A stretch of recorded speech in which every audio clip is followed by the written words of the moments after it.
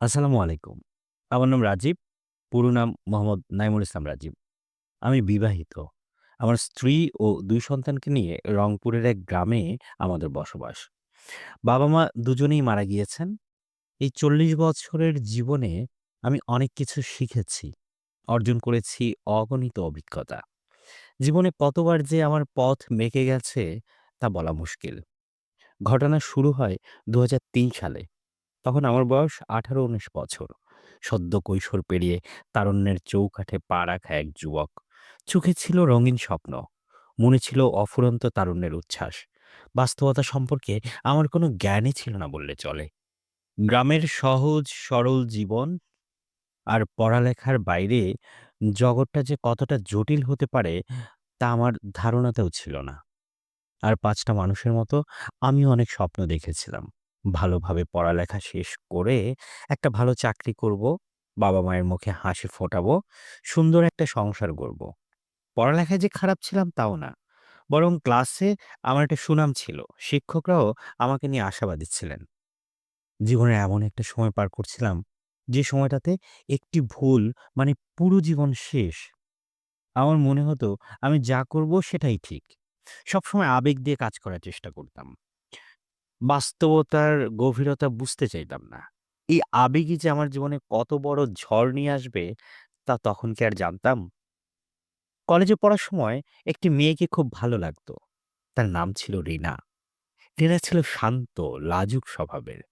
ক্লাসে তার উপস্থিতি আমার মনকে এক অন্যরকম প্রশান্তি দিত। আমি প্রতিদিন কলেজে যেতাম শুধুমাত্র তাকে এক ঝলক দেখার জন্য। তার সাথে কথা বলার সাহস আমার ছিল না।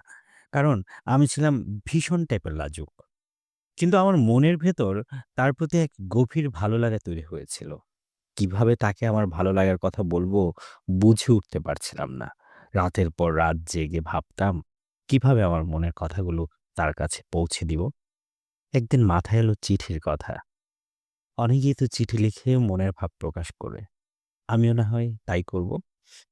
যেই ভাবা সেই কাজ, তাই করলাম। সে সময় মোবাইল ফোন বা ইন্টারনেটের এত প্রচলন ছিল না। তাই চিঠিই ছিল মনের কথা প্রকাশের এবং যোগাযোগের একমাত্র মাধ্যম। যেই ভাবা সেই কাজ, আমি এক টুকরো কাগজ নিয়ে বসলাম, কলম হাতে নিয়ে অনেকক্ষণ ভাবলাম কি লিখব। আমার মনের সব অনুভূতি, সব ভালো লাগা উজাড় করে লিখলাম সেই চিঠিতে। প্রতিটি শব্দ যেন আমার হৃদয় থেকে উঠে আসছিল। চিঠি লেখা শেষ করে সেটাকে খুব যত্ন করে ভাঁজ করলাম এবং আমার সবচেয়ে প্রিয় বইয়ের ভাঁজে রেখে দিলাম। অপেক্ষা ছিল পরদিনের। কখন কলেজে যাব আর চিঠিটা দেব। সারা রাত আমার ঘুম এলো না। শুধু ভাবছিলাম রিনা চিঠিটা পড়ে কি ভাববে? সে কি আমার ভালো লাগাকে সম্মান জানাবে নাকি আমাকে নিয়ে হাসাহাসি করবে? এই দ্বিধা আর উত্তেজনা নিয়েই আমি কিছুক্ষণের জন্য বাড়ির বাইরে গেলাম। গ্রামের মেঠো পথে হাঁটতে, হাঁটতে মনে অস্থিরতা কমানোর চেষ্টা করলাম। কিছুক্ষণ পর বাড়ি ফিরে ফ্রেশ হয়ে ঘরে ঢুকতেই দেখি আমার পড়ার টেবিলে সেই বইটার সামনে চাচা বসে আছেন। বইটা খোলা আর চাচার হাতে একটি কাগজ। আমার বুকের ভেতর ধক করে উঠল। আমার বুঝতে বাকি রইল না ওটা সেই চিঠি। আমার শরীরের রক্ত যেন হিম হয়ে গেল। আমি ভয়ে, ভয়ে জিজ্ঞেস করলাম, "কি ব্যাপার চাচা? আজ হঠাৎ আমার ঘরে? কখনো তো আসেন না।" চাচা গম্ভীর স্বরে উত্তর দিলেন। তার চোখে ছিল স্পষ্ট বিরক্তি। আশাটা ভুল হয়েছে। না আসলে হয়তো এমন জিনিস চোখে পড়ত না। আমি জেনেও না জানার ভান ধরলাম। "কি চাচা, কি চোখে পড়েছে?" চাচা আমাকে চিঠিটা দেখিয়ে বললেন, "এসব কি হচ্ছে, হ্যাঁ? কত বয়স হয়েছে তোর? এখনই এমন অবস্থা? না জানি সামনে আরো কিছু কত কি করবি। আজ আসুক তোর বাবা। দেখাবো তোকে তার ছেলে কলেজে গিয়ে কি করছে। শুধু, শুধু তার টাকা-পয়সা নষ্ট।" আমার হাত পা ঠান্ডা হয়ে গেল। আমি অনেক জোরাজুরি করলাম। চাচার পায়ে হাত দিয়ে বললাম, "চাচা দোহাই লাগে তোমার পায়ে পড়ি বাবাকে বলো না। আমি আর কক্ষনো এমন কাজ করব না।" কারণ আমার বাবা ছিলেন ভীষণ রাগী মানুষ। আর আমার বাবাকে ভয়ংকর রকম ভয় পেতাম। তার মেজাজ ছিল মানে কিরকম বলার মতো না। ভয়ংকর রকম মেজাজ। একবার রেগে গেলে কারো কথাই শুনতেন না। কিন্তু, কিন্তু চাচা আমার কোনো কথা শুনলেন না। তিনি বাবাকে চিঠি দেখালোই। ভেবেছিলাম যেহেতু চিঠিটা দেখেই ফেলেছে, হয়তো আমাকে একটু মেরে বুঝিয়ে দিবেন বা বকাঝকা করবেন। মনে, মনে ভাবতে লাগলাম, এবারের মতো যদি মাফ করে দেন, তাহলে আমি আর কখনোই এসব কাজ করব না। কিন্তু না, বাবা চিঠিটা পড়েই প্রচণ্ড রেগে গেলেন। তার চোখ লাল হয়ে গেল। তিনি কোনো কথাই শুনলেন না। আমাকে বাড়ি থেকে বের করে দিলেন। "বের হয়ে যা আমার বাড়ি থেকে।" এই কথাটা যখন উনি বলছিলেন, ওনার চোখ মুখ দিয়ে মনে হয় রক্ত বেরোচ্ছিল। "তোর মতো কুলাঙ্গার আমার বাড়িতে থাকতে পারবে না।" ঠিক এভাবে এই কথাগুলো বলেছিলেন। তার এই কথাগুলো আমার কানে বাজছিল। সুযোগ বলে যে একটা জিনিস আছে, সেটা আমি পেলাম না। আমিও রাগ করে বাড়ি থেকে বের হয়ে গেলাম। ছোট একটা ভুলের জন্য আমাকে বাড়িই ছাড়তে হলো। আমার চোখে তখন জল ছিল না। শুধু ছিল একরাশ অভিমান আর রাগ। আমি কোনো নির্দিষ্ট গন্তব্য ছাড়াই হাঁটতে শুরু করলাম। গ্রামের পথ ধরে হাঁটতে, হাঁটতে একসময় শহরের দিকে চলে গেলাম। কতবার ভেবেছিলাম যে বাড়ি ফিরে যাব, কিন্তু রাগের মাথায় আর যাইনি। মনে, মনে প্রতিজ্ঞা করেছিলাম, বাবা যদি আমাকে একটা সুযোগ দিত, আমি হয়তো নিজেকে শুধরে নিতে পারতাম। কিন্তু তিনি আমাকে সেই সুযোগটুকু দিলেন না। সবসময় একটা কথাই ভেবেছিলাম যে আমাকে একটা সুযোগ দিলে কি হতো? আমার বয়সের এইসব ছেলেরা তো এ ধরনের ভুল করেই। সবার বাবারা কি সবাইকে বাড়ি থেকে বের করে দেয়? আসলে আমার ৪ ভাই ছিলাম তো, তাই হয়তো বাবা এই কাজটি করার আগে একবারও ভাবেননি। তার কাছে হয়তো মনে হয়েছিল একজন কমলে কিছু যায় আসে না। এই ভাবনা আমাকে আরো বেশি কষ্ট দিত। কিছুদিন পর বাড়ি ফিরে গেলাম। কারণ বাইরের পরিবেশের সাথে নিজেকে মানিয়ে নিতে পারছিলাম না। শহরে গিয়ে কাজ খোঁজার চেষ্টা করছিলাম। কিন্তু বয়সের কারণে কেউ কাজ দিতে চায়নি। কোথাও কাজ পেলে হয়তো বাইরেই থেকে যেতে পারতাম, কিন্তু কাজ পাইনি তখন। তাই রাগটাও ধরে রাখতে পারিনি। বাধ্য হয়ে বাড়ি ফিরে গেলাম। বাড়ি যেতেই মা আমাকে জড়িয়ে ধরে কাঁদতে লাগলেন। তার চোখে ছিল দীর্ঘদিনের অপেক্ষার জল। বাবা একপাশে মাথা নিচু করে বসেছিলেন। তার মুখে কোনো কথা ছিল না। কিন্তু দেখে মনে হচ্ছিল আমার অনুপস্থিতি বাবাকে কাঁদিয়েছে। তবে নীরবে। মা আমাকে বলতে লাগলেন, "তোর বাবা রাগ করে তোকে কিছু বলতেই পারে। তার জন্য বাড়ি ছেড়ে চলে যাবি? আমরা কত কষ্ট পেয়েছি জানিস?" বাবা বললেন, "এখন ওকে ঘরে নিয়ে যাও। কিছু খেতে দাও। এসব কথা পরেও তো জিজ্ঞেস করতে পারবে।" তার কণ্ঠে এক ধরনের অদ্ভুত নরম সুর ছিল, যা আমি আগে কখনো শুনিনি। তারপর ঘরে গেলাম। আমার পড়ার টেবিলটার সামনে গিয়ে দেখলাম ঘরটা ঠিক যেভাবে রেখে গিয়েছিলাম সেভাবেই রয়েছে। কেউ ঢোকেনি আমার ঘরে। কারণ আমার অনুপস্থিতিতে আমার ঘরে প্রবেশ করলে তাদের কষ্ট আরো অনেক বেশি বেশি হবে। এই দৃশ্য দেখে আমার চোখের কোণে জল এসে গেল। আমি বুঝলাম বাবা-মা আমাকে কতটা ভালোবাসেন। তারপর, তারপর আবার আগের মতো কলেজে গেলাম, পড়ালেখা শুরু করলাম। সেই ঘটনার পর থেকে আমি অনেক সতর্ক হয়ে গিয়েছিলাম, আবেগ দিয়ে নয়। এবার বাস্তবতা দিয়ে পথ চলার চেষ্টা করলাম। দেখতে, দেখতে সময় চলে গেল। ২০০০ সালে ভালো ছাত্র ছিলাম বলে রেজাল্ট ভালোই হয়েছিল। আমি উচ্চ মাধ্যমিক পাশ করে স্নাতক ডিগ্রি অর্জন করলাম। এরপর শুরু হলো চাকরির জন্যে হন্য হয়ে ছোটাছুটি। অনেক খোঁজাখুঁজি আর কষ্টের পর অবশেষে একটা কোম্পানিতে চাকরি পেলাম।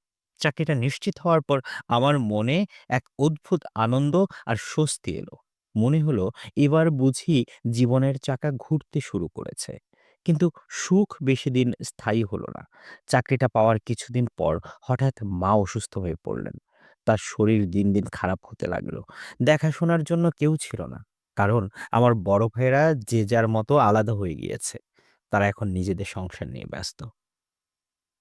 তারা নিজেদের নিয়ে এতটাই মগ্ন ছিল যে বাবা-মায়ের খবর নেয়ারও সময় ছিল না তাদের। তাই বাবা-মাকে আমি আমার কাছেই রেখে দিয়েছিলাম। আমিই তাদের দেখাশোনা করতাম। কিন্তু চাকরি পাওয়ার পর আর সেভাবে বাবা-মাকে সময় দিতে পারতাম না। মাকে দেখাশোনার জন্য কাউকে দরকার ছিল। নতুন চাকরি, তার উপর বেতন ছিল খুবই কম।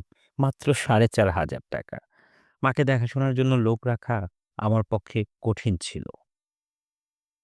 তাই পরিবারের পছন্দে আমি বিয়ে করি।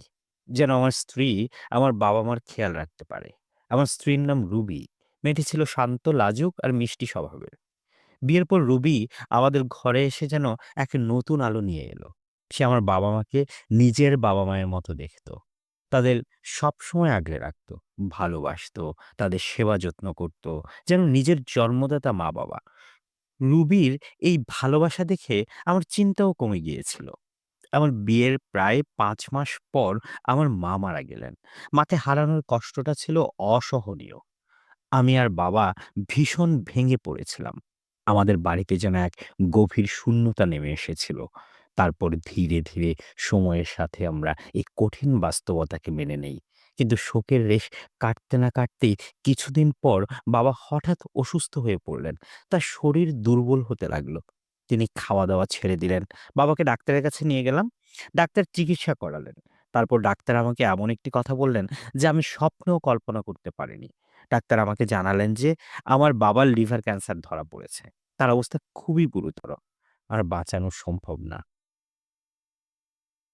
এ কথা বলেই ডাক্তার চলে গেলেন।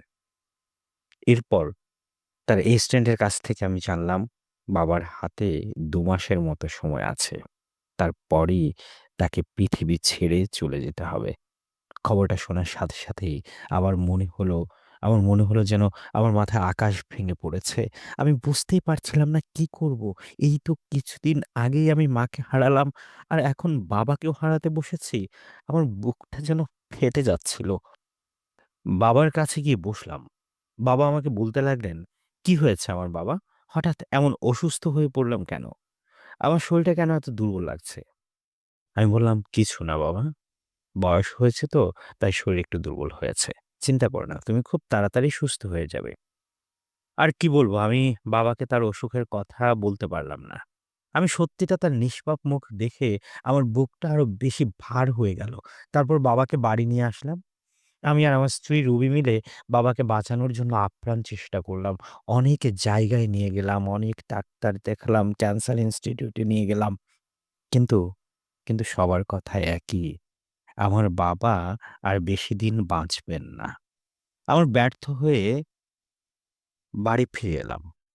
যতদূর সম্ভব বাড়িতেই বাবার যত্ন নেয়া হলো। তার পছন্দের খাবার তৈরি করা হতো, তার সাথে সময় কাটানো হতো। কিন্তু দিন, দিন তার শারীরিক অবস্থার অবনতি হচ্ছিল অনেক বেশি। এত সব চিন্তায় আমি আমার অফিসের কাজেও মন বসাতে পারতাম না। অফিসে গেলে প্রায়ই আমাকে বলা হতো, "রাজীব, তোমার কাজে মন নেই। এভাবে চললে তোমার কাজ হারাবে।" আমি তাদের কথা শুনতাম, কিন্তু আমার মন ছিল বাবার কাছে। যাই হোক, অনেক বড় হয়ে গেল। আবার নিশ্চয়ই বাকি গল্পটুকু পরের পর্বে শোনাবো। নেক্সট পার্ট শোনার জন্য আমন্ত্রণ রইলো। আল্লাহ হাফিজ।